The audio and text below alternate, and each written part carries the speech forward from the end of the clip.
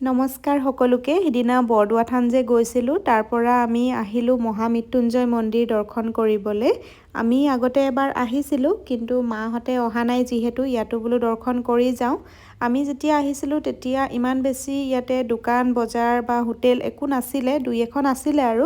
এতিয়া যে চাৰিওফালে দোকানেই দোকান হৈ গ'ল, হোটেল হ'ল, আৰু ইয়াত কাছ কেইটামান আছিলে আগতে। এতিয়া যে কাছয়ে ভৰ্তি হৈ গ'ল চাৰিওফালে। ইহঁত দুটাই ইমান ভাল পাইছে কাছখিনি দেখা পাই। তাতে অকণমান সময় আমি ৰখিলোঁ আৰু এতিয়া ভিতৰলৈ আহিছোঁ দৰ্শন কৰিবলৈ। এয়া হৈছে ইয়াৰ মুখ্য দুৱাৰ আৰু ভিতৰৰ ভাগ এয়া। বহুত ধুনীয়া লাগে ইয়াতে আহি। এনেকুৱা লাগে যেন মানে বাবাক একেবাৰে সন্মুখত দৰ্শন পাইছোঁ সেনেকুৱা লাগি যায়। আৰু মানুহ আছিলে অলপমান। এয়া ইফালে দৰ্শন কৰি বাহিৰলৈ আহিলোঁ আৰু ইয়াতে ডিছকাশ্যন চলি আছে যে ইমান ধুনীয়াকৈ ইমান ডাঙৰকৈ মানে কোনজন মিস্ত্ৰীয়ে বনালে বাৰু, সেইবিলাকে আমি আলোচনা কৰি আছিলোঁ।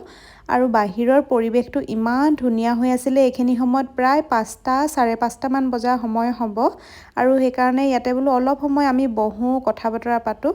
ইয়াতে মা, পাপা, মানুহজন, মাজনী, বেটা গোটেইবোৰ আমি বহি অলপ সময় কথা পাতিলোঁ। আৰু এতিয়া যাবৰ কাৰণে ওলাই আহিছোঁ। আৰু চাওক এইফালে আকাশখন নীলা আৰু সন্মুখত যেন বাবাক দৰ্শন পাইছোঁ সেনেকুৱা লাগি গৈছে। আৰু এতিয়া আমি যাবৰ কাৰণে আহিছোঁ।